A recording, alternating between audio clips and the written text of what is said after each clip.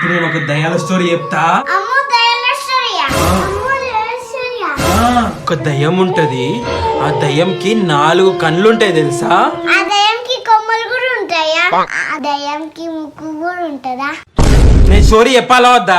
కొమ్ములు ముక్కులు మీకు ఎందుకు? నేను చెప్తాగా ఇనుడి.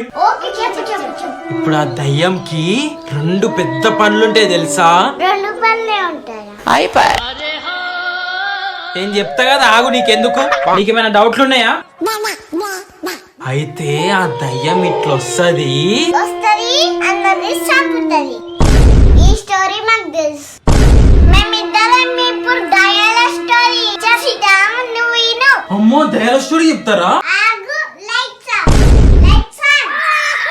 స్కూల్లో దయ్యం ఉంటది. దయ్యం నేను కొడుకోనికి వస్తుంది. అమ్మో, ఎవరా దయ్యము?